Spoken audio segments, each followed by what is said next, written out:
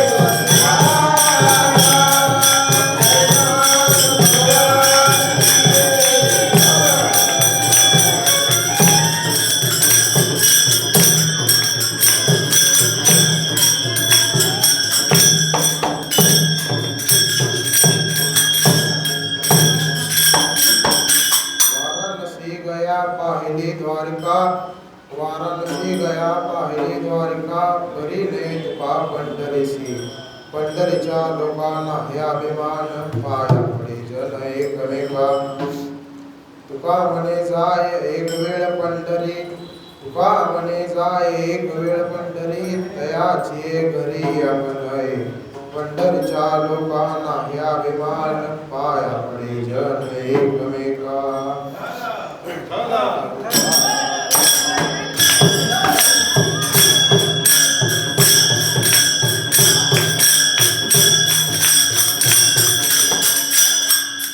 समचरण दृष्टी विजयवरी सादरी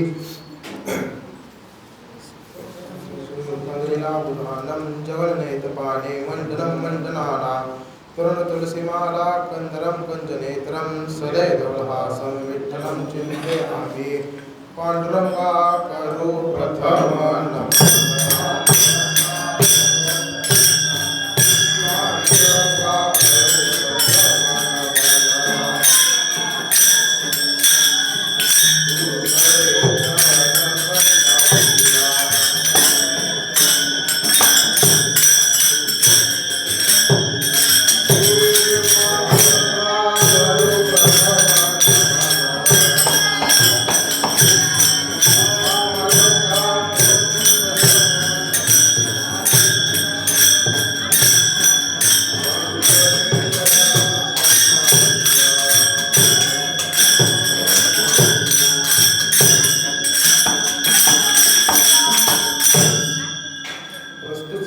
घेतलेला अभंग हा जगद्गुरु तुकोबारायांचा 3 चरणाचा असा क्षेत्रफळ अभंग आहे.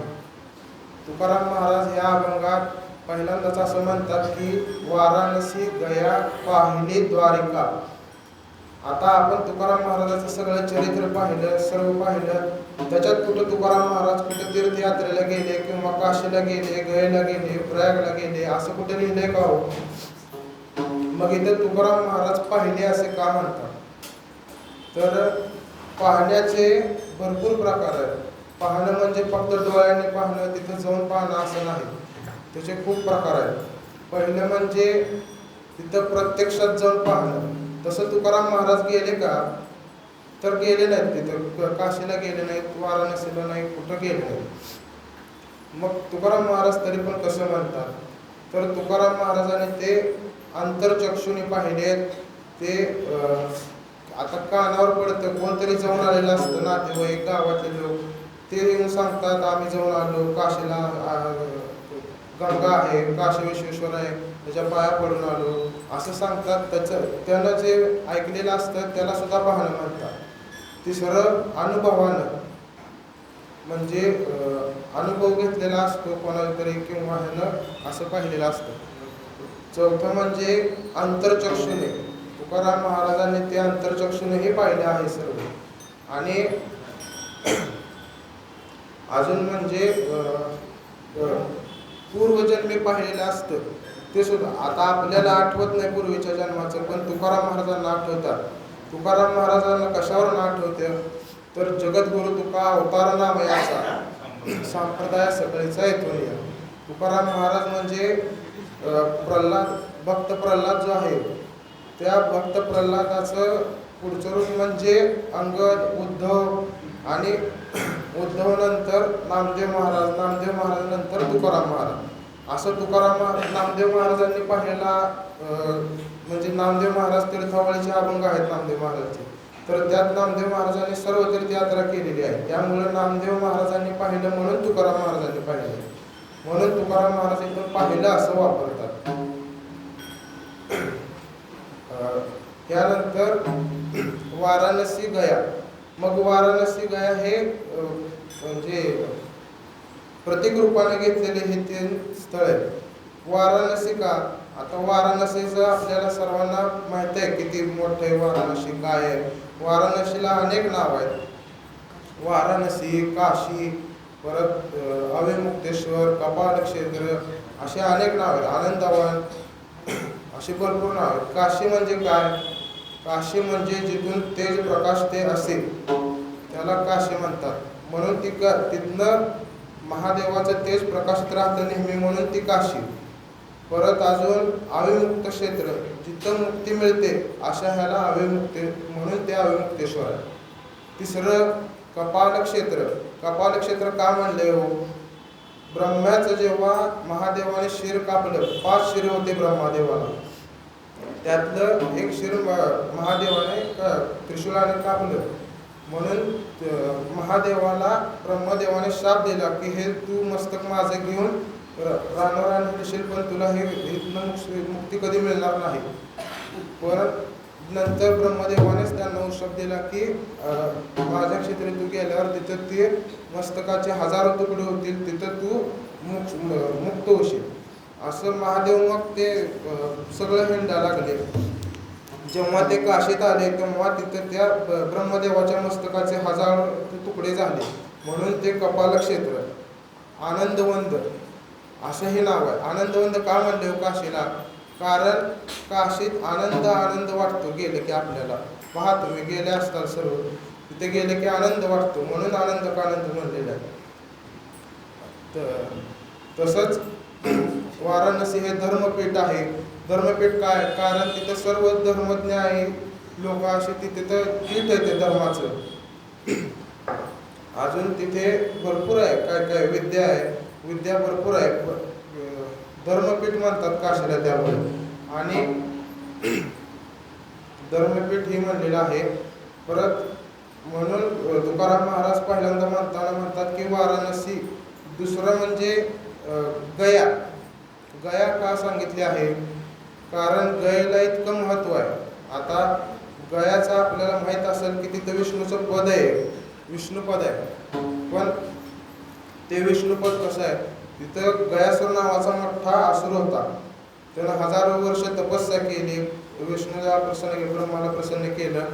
त्यानं वर असा मिळवला की पृथ्वीवरचं सर्वात पुण्यवान मी आहे, किंवा क्षेत्र तीर्थ सर्व माझ्या पाय मी मुख्य असेल त्याचा, किंवा मला त्याचं सर्व पुण्य असावं. तथास्तु म्हणले त्याला देव.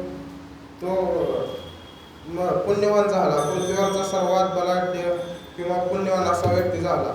सर्व लोक मग त्याच्या कशाला तीर्थावळीला जायचंय, कशाला कुठे जायचंय, सर्व तीर्थ तर ह्याच्यापाशी, पुण्य सर्व ह्याच्यापाशी आहे. तर मग ह्याच्या पाया पडले की आपलं सगळं पाप धुवून जातील आणि पुण्य होईल, आपल्या पुण्यवान होईल. म्हणून सर्व ह्याच्याकडे चालले. तिकडं मग यम आणि सर्वजण आले देवाकडे. आवती नरकनी कमा करायला लागल्या. स्वर्गात कोण जण सगळे स्वर्गातच चाललेत. करायचं काय? सर्व लोक असे झाल्यावर काय व्हायचं? म्हणून विष्णूने सांगितलं की गयासुराच्या अंगावर आपण यज्ञ करू, म्हणजे तो शांत होईल, लोक त्याला काय व्हायचे नाही. म्हणून सर्व देव गेले गयासुराकडे. गयासुराला म्हणले आम्हाला यज्ञ करायचा. गयासुर म्हणला करा की मग, त्यात काय? ते म्हणले आता सध्या पृथ्वी तलावर सर्वात पुण्यवान अशी भूमी कुठं नाही आहे, तू सर्वात पुण्यवान आहे, तुझ्याच अंगावर आम्हाला यज्ञ करायचा आहे. गयासुर आडवा पडला. मग त्याचा देह विशाल, तो आडवा झाला. त्याच्या अंगावर सर्व देव ऋषी सर्व आले, यज्ञ करायला चालू केला. यज्ञ चालू झाला. पण आता मनुष्याच्या अंगावर काहीतरी आहे, तो हालत असतो, तो काय स्वस्त बसणार नाही. तो हाला लागला गयासुर. गयासुर हालले की यज्ञ मोडायला लागला, सर्वजण पडायला लागले. म्हणून मग ते गयासुराला शांत करण्यासाठी सर्व पर्वत आणली, सर्व काय हे आणले, त्याच्या अंगावर ठेवले ते शांत होण्यासाठी. वजन अंगावर ठेवलं की मनुष्य हलत नाही, म्हणून ते मग अंगावर आणले, त्याच्यावर ठेवले. सर्व अंगावर आणून ठेवलं. थोडा वेळ झाला, यज्ञ चालू झाला, पुन्हा चालू झालं. थोड्या वेळानं परत एकदा हाला लागला. हा काय शांत बसतोय का? हाला लागला. त्यानंतर मग देव म्हणले आता हे काय थांबतच नाही, तुम्ही बघावं लागतं ह्याच्याकडे. देव आले आणि त्यांनी कमरेवर पाय ठेवला गयासुराच्या. ते कमरेवर जे पाय ठेवलं ते गयास्थान आहे. कमरेवर कशासाठी ठेवलं? तुम्ही झोपा अडवून त्याच्यावर कमरेवर पाय देऊन उभा राहावं, मनुष्य हालत नाही अजिबात. म्हणून ते तरी तिथं पाय ठेवलं. गयासुराचं हे मग मुक्ती दिली गयासुराला. हे गयासुराचं गयेचं महत्त्व. आणि तिसरं काय म्हणले? वाराणसी गया पाहिली द्वारका. द्वारका का म्हणले? आता द्वारका इथं असं प्रतीक रूपाने घेतलेलं. द्वारका म्हणजे सप्तपुरीतली एक. अयोध्या, मथुरा, माया, काशी, कांची, अवंतिका, सप्तैते मोक्षदायका. इथे गेले की मोक्ष प्राप्त होतो. द्वारका ही काय आहे? द्वारका ही 4 धाम मधली सुद्धा एक आहे. त्याचप्रमाणे द्वारका म्हणजे देवाचं निवासाचं स्थान आहे. पण देव तिथं पूर्ण काळ नाही. देवाने ती निर्माण केली सोन्याची. विश्वकर्म्याला सांगितलं एका रात्रीत उभा केली सोन्याची नगरी. तिथं देव निवासाला राहिले. सर्व अवतार कार्य कृष्णाचं पूर्ण केलं आणि म्हणून ते द्वारका आहे असं सांगितलेलं आहे.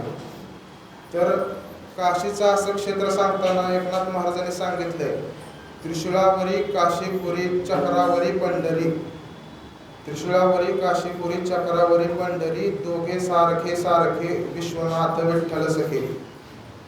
असं एकनाथ महाराजांनी त्यांच्या अभंगात सांगितलेलं आहे. दोन्ही सारखे.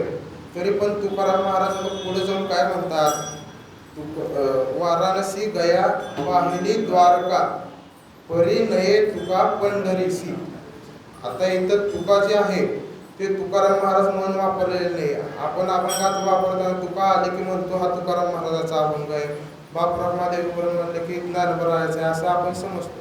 पण इथं तुका जे आहे ते तुकाराम महाराजांच्या उद्देशाने नसून तुका म्हणजे तुलना केलेली आहे तुकाराम महाराजांनी. इथे तुलना का बरं केली?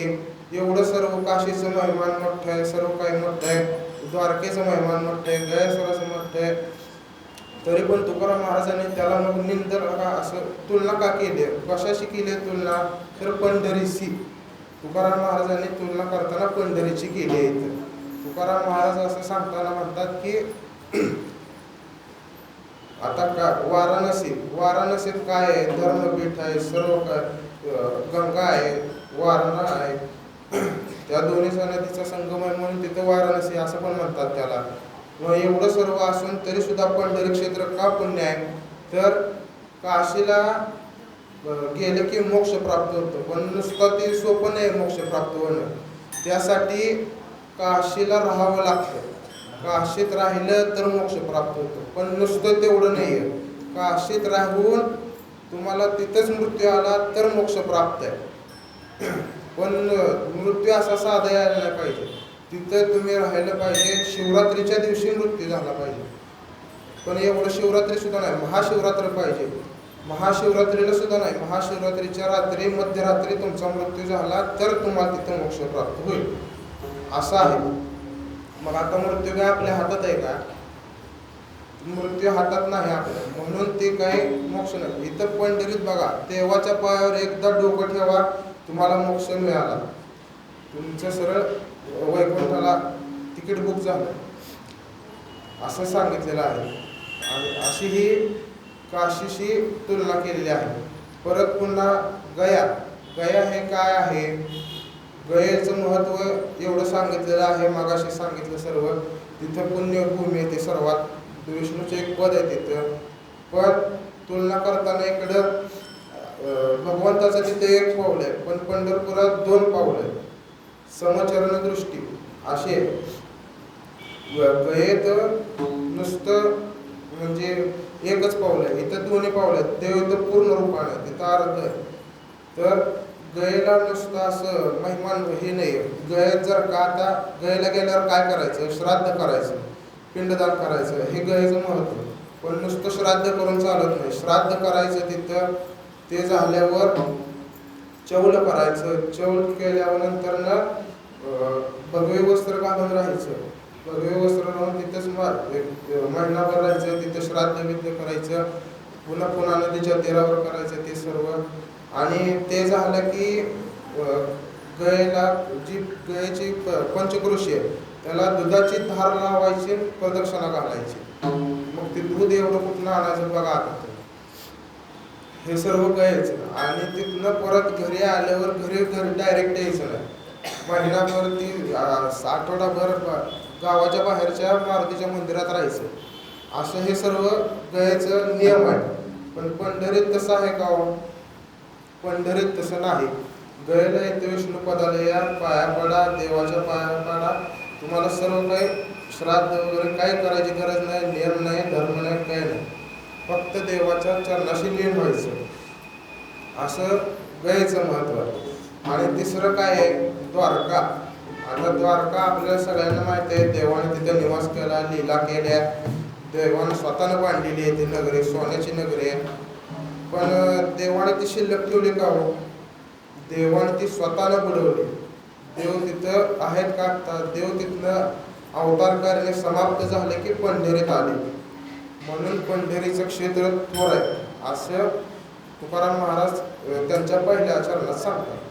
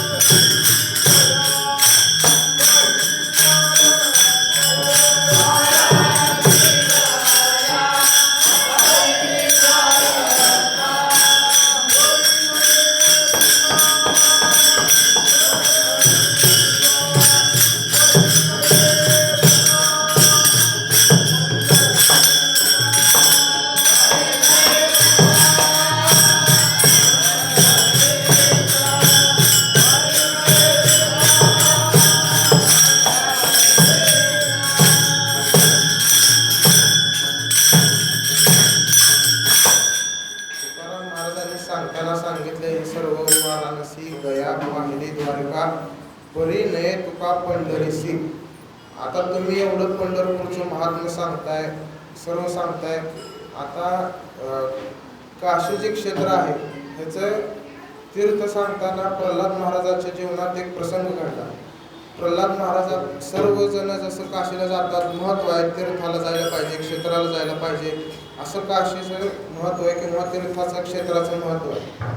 प्रल्हाद महाराज तसे बैलगाड्या घेऊन सर्व निघाले काशीला. आता गेलं पाहिजे म्हणले तीर्थाला, क्षेत्राला गेलं पाहिजे आपण. मग निघताना सर्व बैलगाड्या निघाल्या, सामान वगैरे भरलं निघाले. आत्तासारखं ती रेल्वेत बसलं, विमानात बसलं 2 तासात गेलं असं नव्हतं त्यावेळेस. त्याला महिने लागायचे. ते काशीला आता घाल तुझी काशी हे जे म्हणणं आहे ही त्यामुळे काशीला गेले की परत येत नाही मनुष्य, त्यावेळेस होतं. आता ते काय 2 तासात येते 2 तासात जाते असं आहे. त्यामुळं गेले, बैलगाड्या निघाल्या, सगळ्या बैलगाड्या गेल्या. प्रल्हाद महाराज मागणं आले, देवाला सांगून जावं म्हणले जाताना. म्हणून प्रल्हाद महाराज मंदिरात गेले. देवाला म्हणले, पाया पडले, डोकं ठेवलं देवाच्या चरणावर. देवाला म्हणले, देवा जाऊन येतो आता आम्ही काशीला, ते जाऊन येतो, भेट झाली तर झाली पुन्हा. म्हणून निघाले. देवाने एकदम हात धरला प्रल्हाद महाराजांचा. ते प्रल्हाद महाराजांनी बघितलं, देवा काय आढळलं, तीर्थाला जायला पाहिजे, क्षेत्राला जायला पाहिजे, पुण्य प्राप्त केलं पाहिजे, म्हणून निघाले. देव म्हणले, थांब जरा, कुठं चालला तू असा? सगळे तीर्थ ही माझ्या पायापाशी आहेत, तू कुठे जायची गरज नाही, माझ्या चरणावर फक्त डोकं ठेव, सगळं तीर्थ सगळं क्षेत्राचं पुण्य तुला प्राप्त आहे. देवानं ती मंदिरात हातात धरून नेलं, रंगशिळा उघडली आणि दाखवलं, सगळे तीर्थ सर्व क्षेत्र तिथे दिसले. त्यामुळं प्रल्हाद महाराजांच्या आमच्या पडव्याच्या कुलात असं म्हणलेलं आहे की ही कुंडलिक नगरी अविनाशी काशी, सर्व जगात तीर्थे मम चरणापाशी, जाऊ नको मज सोडून हरी सांगे तुझशी, अध्यात्म जाते न काशीशी. असं हे बडव्यांना काशीला जायला वर्जित केलेलं आहे. त्यामुळं हे पंढरीचं महात्म्य असं आहे की देवाच्या चरणावर फक्त डोकं ठेवलं किंवा देवाच्या पायावर डोकं ठेवलं की सर्व ते क्षेत्राचं पुण्याचं तुम्हाला सगळं पुण्य प्राप्त होतं. म्हणून तुकाराम महाराजांनी अभंगात असं सांगितलेलं आहे. पुढं काय म्हणतात मग, वाराणसी गया पाहिली द्वायका परी नाही तुका पंढरसी, पंढरीच्या लोकांना हे अभिमान. मग पंढरीचं महात्म्य तुम्ही एवढं सगळं सांगितलंय, अजून काय पंढरीत? पंढरीच्या लोकांना हे अभिमान. पंढरपूरच्या लोकांना अभिमान आहे का हो? अजिबात नाही. पंढरीचे लोक म्हणजे फक्त पंढरीत राहणारे असं नाही, पंढरपूरला येऊन जाणारे सुद्धा पंढरीचे लोकच असतात. म्हणून पंढरी जे एक वेळ जरी येऊन गेलं तरी त्याला काही अभिमान नाही किंवा गर्व नाही, काय नाही. पंढरीच्या लोकांना हे अभिमान नाही. मग ते सिद्ध करताना तुकाराम महाराज पुढे काय सांगतात, पाया पडे जन एकमेका. इथं कोण मोठं आहे का हो? किती मोठा मनुष्य असू दे, आमदार असू दे, खासदार असू दे, मुख्यमंत्री असू दे किंवा सरपंच असू दे, तो त्याच्या गावात त्याचं स्थान उंच. पण पंढरपुरात आल्यावर तो एकमेकाच्या पायाच पडतो. किती मोठा व्यक्ती असू दे, वारीला निघालं की सरपंच येतो गावात वाड दाखवायला किंवा वारीला सोडायला, तो आला की तिथं पाया पडतो, वारी पुस्ती करा म्हणतो आमची. असे हे पंढरपूरचे महात्म्य आहे. आणि पंढरीचं सांगताना पाया पडे जन एकमेक, असं सर्वजण पंढरपूरचे लोक हे किंवा पंढरीचे लोक किंवा पंढरपूरला येऊन गेलेले लोक हे त्यांना अभिमान अजिबात नाही. सर्व गर्व हरून जातो देवापासून. देवाचं मुख बघितलं की सर्व काय अभिमान असेल तो निघून जातो. म्हणून पंढरीच्या लोकांना अभिमान.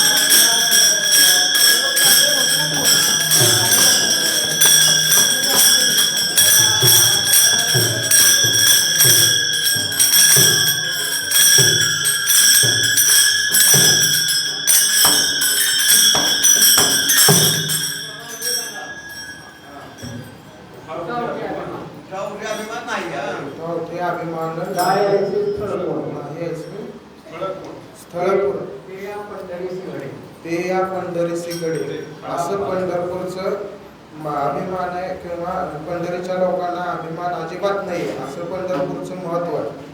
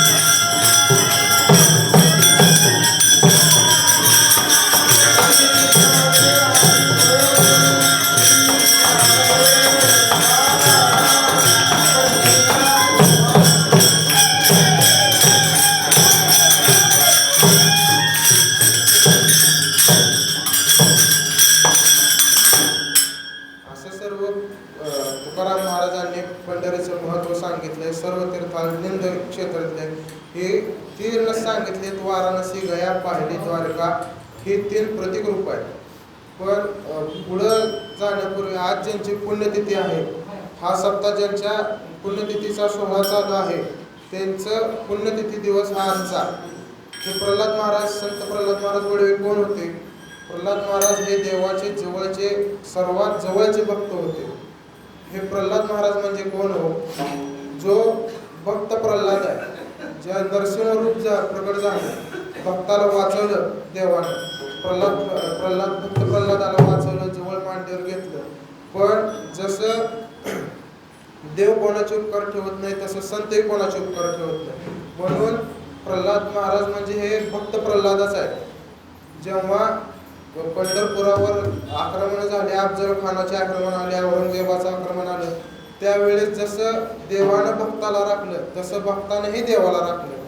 त्यावेळेस प्रल्हाद महाराजांनी विठ्ठल मूर्ती त्यावेळेस चल होती, तेव्हा ती हालत होती, फिरत होती, असं होतं. त्यावेळेस प्रल्हाद महाराजांनी ती मूर्ती उचलली. आक्रमण होणार पंढरपुरावर, जसं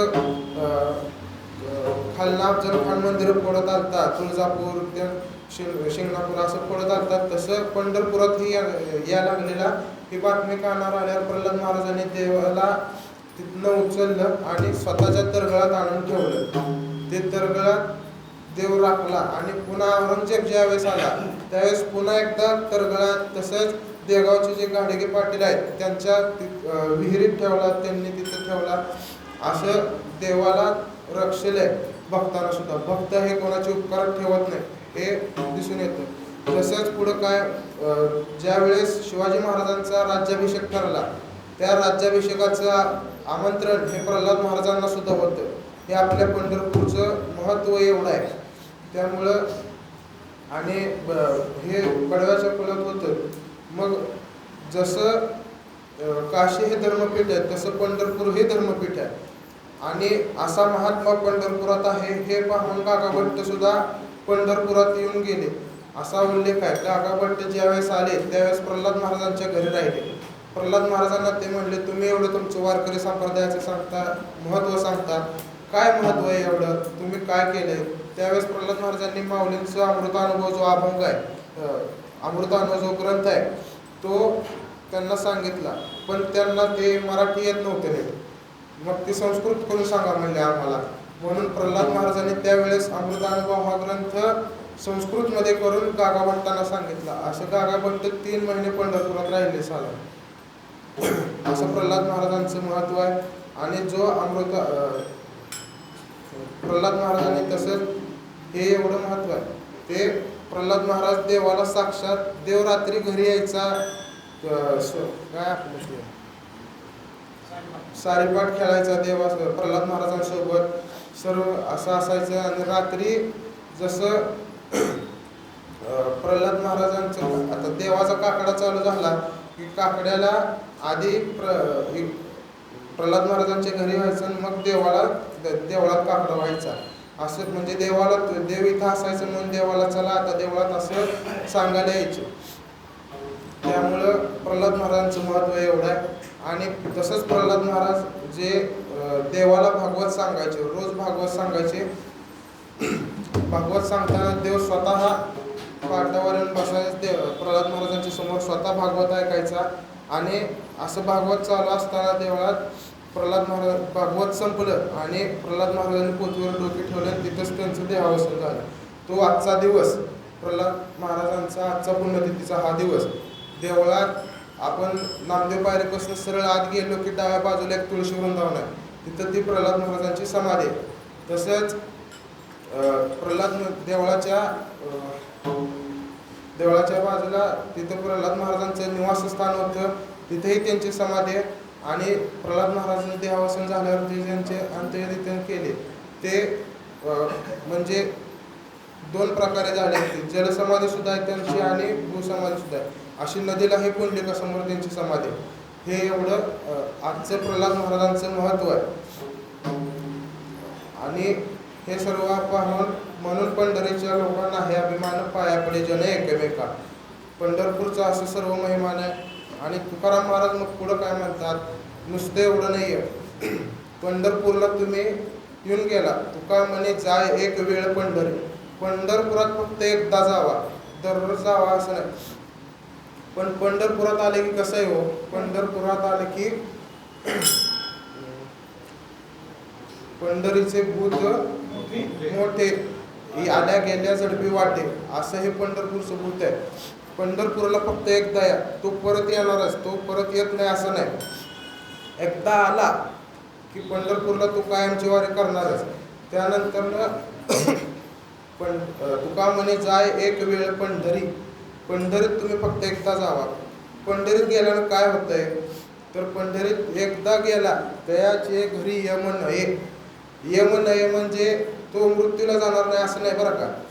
यम नये म्हणजे यमदूत येणार नाही, त्याला आणायला देवाचे वैकुंठातले दूत येणार, त्यांना वैकुंठ मोक्ष प्राप्त होणार. असं हे पंढरपूरचं महिमान आहे.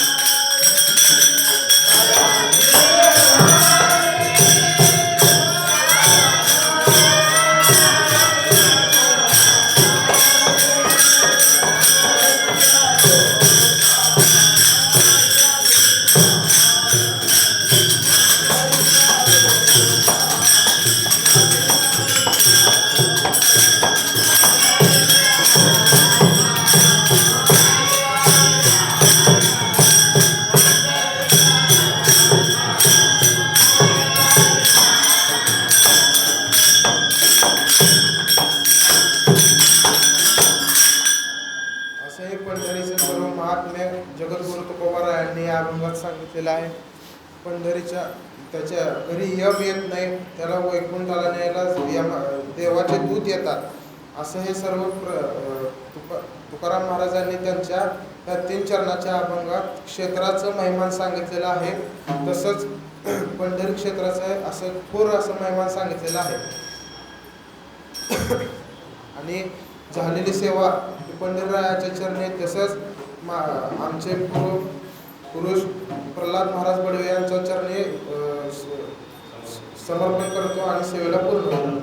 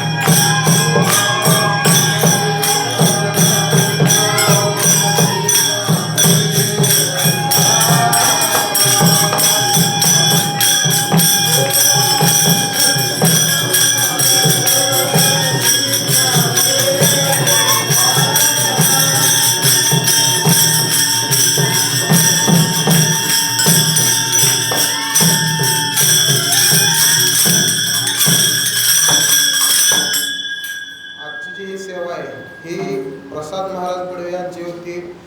पण त्यांनी काल मला म्हणले कर उद्या कीर्तन, कधी उभारणार तू, उभारायला बोलायला कधी शिकणार, समोरचे सगळे दगड आहेत असं समजून बोल म्हणले. त्यामुळं त्यांनी सांगितलं उभारलं. शंकर काका म्हणले उभार, आप्पा एकनाथ आप्पा म्हणले उभारा, कर कीर्तन. त्यांच्यामुळं आज मी उभारलोय. काही चुकलं असेल तर समजून घ्या आणि सेवेला आता पूर्ण. ठरलं.